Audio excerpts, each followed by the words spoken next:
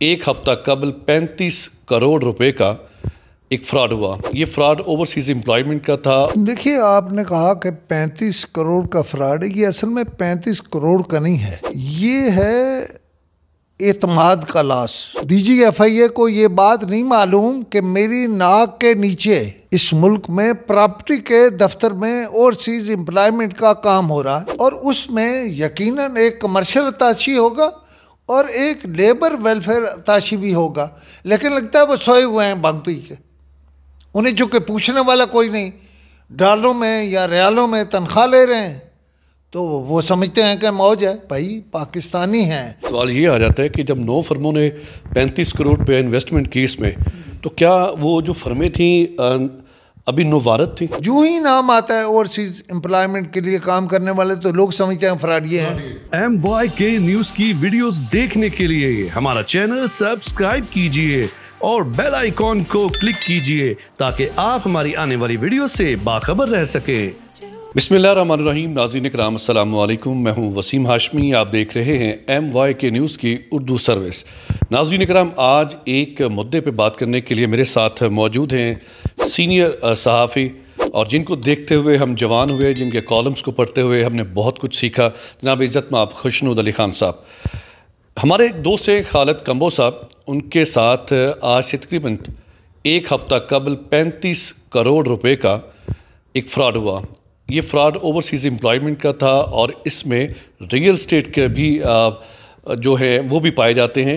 تاکہ آپ اس پہ ہم 35 کروڑ کا جو ہوا ہے فراڈ، اس پہ مکمل طور پہ میرے ساتھ جو ہستی موجود ہیں آج میرے ساتھ بیٹھے ہیں. مجھ سے اس لیے نہیں بولا جا رہا کیونکہ ان الفاظ جو ہیں نا وہ کمی بیشی آ رہی ہے. میں ان کے سامنے حقلاق کی بھی بات زیادہ نہیں کر سکتا. السلام علیکم سر.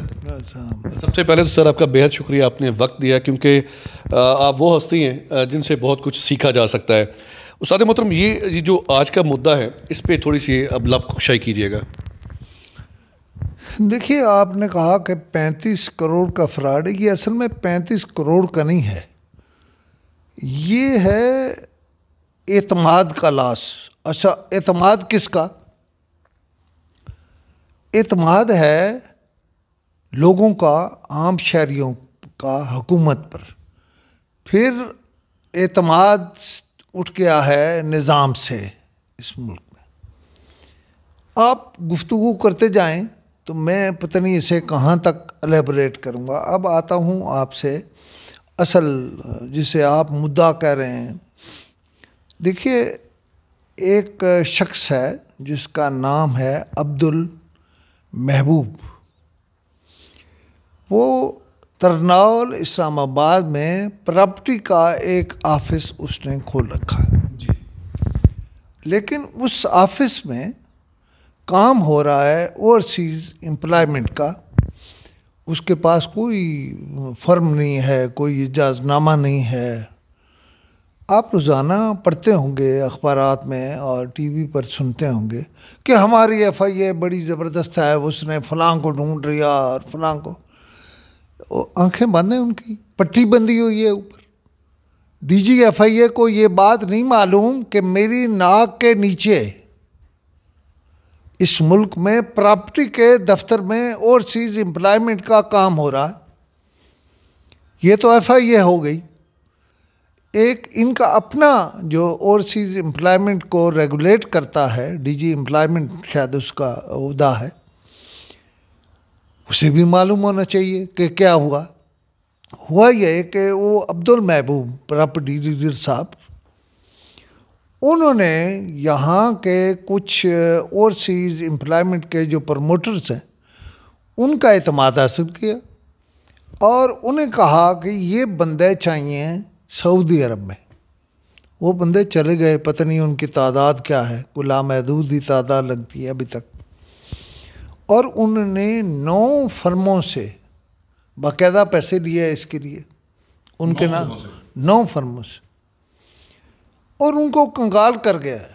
اس وقت حالت یہ ہے کہ ان میں سے 4 نے تو باقاعدہ تالے لگا دیے ہیں. ایک فوت ہو گیا ہے، اس دنیا سے ہی چلا گیا ہے. ڈپریشن کا شکار ہوا. 4 کروڑ روپے کا اس کو اچانک لاس ہوا، تو اس نے سوچا کہ میں کیسے پورا کروں گا. یہ وہ وہ جو فرمیں ہیں وہ باقاعدہ اوورسیز امپلائمنٹ کی ہیں اور ریگولیٹ ہوتی ہیں، اور اس میں بہت اچھے لوگ جنہوں نے صحیح کام کیا، بہت اچھے لوگ بھی ہیں، لیکن وہ شاید اپنا پتہ نہیں کیا ہوا ہے، وہ اپنا کیس حکومت کو نہیں بتا سکے۔ اس میں ایک اور بھی آتا ہے سیکشن، وہ ہے وزارت خارجہ، اور وہ ہے ریاض میں ہمارا کونسلیٹ، اور اس میں یقیناً ایک کمرشل اتاشی ہوگا اور ایک لیبر ویلفیئر اتاشی بھی ہوگا، لیکن لگتا ہے وہ سوئے ہوئے ہیں بھنگ پی کے، انہیں چونکہ پوچھنے والا کوئی نہیں، ڈالروں میں یا ریالوں میں تنخواہ لے رہے ہیں، تو وہ سمجھتے ہیں کہ موج ہے۔ بھائی پاکستانی ہیں، ایک شہری ہی بڑی بات ہوتی ہے، اتنے لوگ وہاں گئے اور وہ ذلیل و خوار ہو گئے، اور پھر انہیں بھیجنے والے جنہوں نے شاید چند ہزار لیے ہیں، اس سے کوئی بڑا پیسہ نہیں کمایا گیا، یہ بھی میں نے پوچھ لیا۔ ان کے دفاتر بند ہیں، لوگ آ رہے ہیں، لوگ جو ہیں وہ گولیوں کا شکار بھی ہو سکتے ہیں، اس لیے کہ بعض لوگ جذباتی ہوتے ہیں۔ جو لوگ باہر جاتے ہیں وہ اپنی گائے بیچتے ہیں، بھینس بیچتے ہیں، اپنی بیگم کا زیور بیچتے ہیں، اپنی ماں کے کپڑے بیچتے ہیں، تو لیکن حکومت ہے کہ جنبش ہی نہیں ہے۔ دیکھیے، جب تک حکومت جنبش نہیں کرے گی، میں نے یہ عہد کر لیا کہ میں اس کیس کو ایسے اٹھاؤں گا کہ انہیں سمجھ لگ جائے گی۔ یہ تو صرف آپ ایک انٹرویو کر رہے ہیں نا، اس کے بعد جو میں کروں گا وہ انہیں پتہ لگے گا کہ بھائی ہوا کیا۔ پھر ایک اور اس میں فریق ہے، وہ ہے ترنول تھانہ، جہاں یہ ہے، کیا ترنول تھانے کو نہیں معلوم کہ یہ پراپرٹی کا دفتر نہیں ہے، یہ تو بردہ فروشی کر رہے ہیں۔ بردہ فروشی کون کر رہے ہیں؟ یہ محبوب کر رہا ہے، محبوب بردہ فروش ہے، یہ جو باہر بھیجنے والے ہیں یہ نہیں ہے، یہ تو باقاعدہ لائسنس لیا ہوا ہے اور اس پہ جا رہے ہیں، لیکن ایک بردہ فروش ان کے علاقے میں، اس کے خلاف ایک FIR ابھی پوری طرح درج نہیں ہوئی۔ اس کا ایک بندہ ہے سکندر زیب، اس کا شاید بھائی ہے، جو اس کے دفتر میں بیٹھتا ہے، اور وہ دندناتا پھرا، وہ کہہ رہا جی میں بیٹھا ہوں دفتر میں۔ بھائی پیسہ انہوں نے اکٹھے دیا، بلکہ سکندر زیب نے دیا، کیوں نہیں پکڑتی ترنول پولیس اس کو؟ اسلام آباد کے پولیس کیوں نہیں پکڑتی؟ SSP نہیں ہے، یا IG نہیں ہے، یا یہاں DIG آپریشن نہیں ہے؟ انہیں نہیں معلوم کہ یہ سارا جو ہے یہ ہو کیا رہا ہے؟ سر اس میں ایک اور بھی سوال یہ آ جاتا ہے کہ جب 9 فرموں نے 35 کروڑ پہ انویسٹمنٹ کی اس میں، تو کیا وہ جو فرمیں تھیں ابھی نووارد تھیں؟ اتنے ان کا پرانا بزنس تھا، کیا انہوں نے چھان بین نہیں کی اس بندے کے؟ دیکھیے، وہ فرمیں بالکل نووارد نہیں ہیں، 9 کی 9 فرمیں وہ ہیں جو بہت اچھی ریپیوٹ والی ہیں اس کام میں، جو باقاعدہ ریگولر ہیں، جو جنہیں DG پاسپورٹ جو ہے یا ان کا جو اوورسیز کا ہے وہ ریگولیٹ کرتا ہے۔ مثلا اس میں ایک حاصل پور کارپوریشن ہے، ایک الفرحان ہے، الازام ہے، حاصل پور کارپوریشن ہے، الفرحان اوورسیز ہے۔ اب صرف ایک کو لے لیتے ہیں، حاصل پور کارپوریشن۔ دیکھیے، خالد کمبو کی پتہ نہیں اور کسی شعبے میں ہے یا نہیں، لیکن اس میں تھوڑی اچھی شہرت ہے، اور لوگ اس کو کروڑوں اربوں دے جاتے ہیں۔ میں بہت پرانا جانتا ہوں ان کو۔ میں آپ کو عجیب بات، میرے ایک دوست ہے صدیق خان، ان کا بہت زبردست نام تھا، تو یہ خالد کمبو جو ہے یہ ان کا جانشین سمجھ لیں کہ وہ ایک طرح سے ہے۔ اب دیکھیے، اس نے جب پیسہ دیا ہوگا تو اس بندے نے، میں نے پوچھا خالد کمبو صاحب سے کہ آپ کو اس پر اعتماد ہو؟ انہوں نے کہا میرے دوست تھا، میری فیملی سے ملتا تھا۔ انہیں یہ نہیں پتا تھا کہ یہ فراڈ کر کے چلا جائے گا۔ دیکھیے، اسی طرح دوسرے لوگ جو ہیں ان سے میں نے پوچھا کہ بھائی کیوں دیے پیسے؟ انہوں نے کہا چونکہ خالد صاحب اس کے بہت قریب تھے، تو ہم نے سمجھا کہ خالد صاحب جب اتنا اعتماد کرتے ہیں تو ہم کیوں بد اعتمادی کریں۔ اب سوال یہ ہے کہ 4 کے میں نے کہا ہے کہ دفتر کو تالے لگ گئے ہیں، اور ایک جان سے ہی چلا گیا ہے اس دنیا سے، حکومت کو کچھ نہیں, انہیں اپنی پڑی ہوئی ہے, ہماری حکومت رہ جائے, ہماری فلاں کر جائے. یہ ڈی جی ایف آئی اے صاحب جو ہیں وہ کسی ایک انسپکٹر کے, اچھے انسپکٹر کے, اچھے ریپیوٹ والے انسپکٹر کی ڈیوٹی لگا دیں کہ یہ جو صاحب ہیں عبد المحبوب صاحب, اب ذرا یہ بھی سنیے عبد المحبوب صاحب نے کیا کیا. ان سے پیسے لیے اور وہ سعودی عرب چلے گئے اور وہاں انہوں نے ایک ہوٹل کھول لیا, کئی اور کاروبار کر لیے ہیں. یہاں سے لٹیرا بردہ فروش, میں پھر کہہ رہا ہوں بردہ فروش.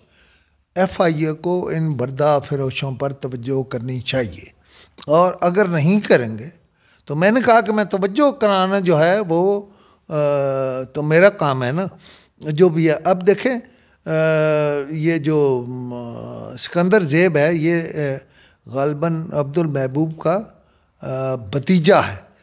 اس کا اقبالی بیان ہے, کہاں میں نے پیسے لیے اور میں 5 دن میں واپس کر دوں گا.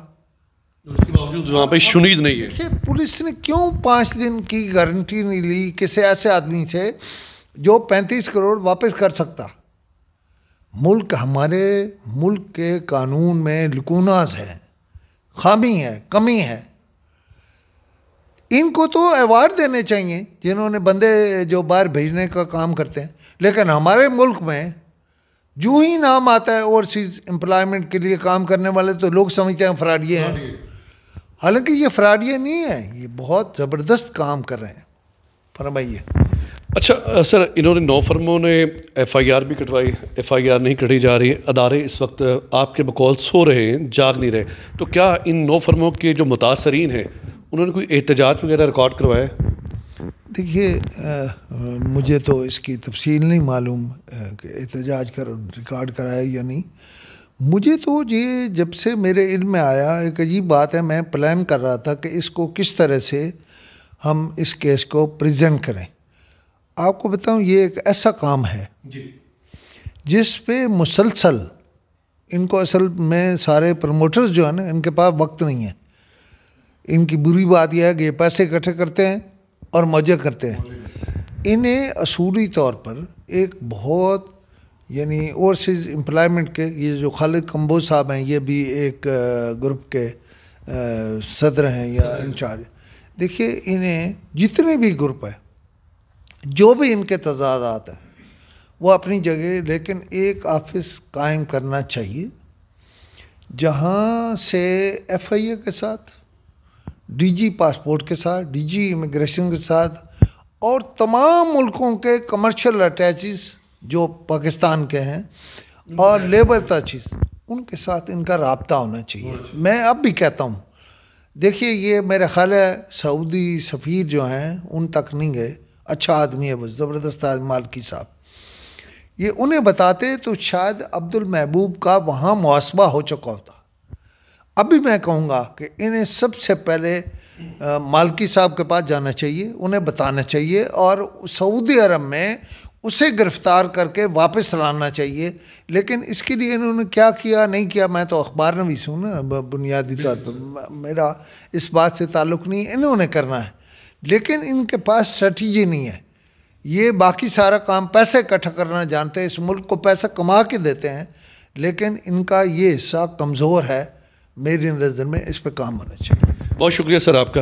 ناظرین اکرام, اداروں کو اس معاملے پر خاموش نہیں رہنا چاہیے. یہ صرف ایک گھر کا 9 گھروں کا مسئلہ نہیں ہے. ان 9 گھروں سے جو متصل لوگ ہیں جنہوں نے سعودی عربیہ کے لیے دوسرے گلف کنٹریز کے لیے اپلائی کیا تھا, ان کے گھروں میں فاقے اس وقت آ چکے ہیں.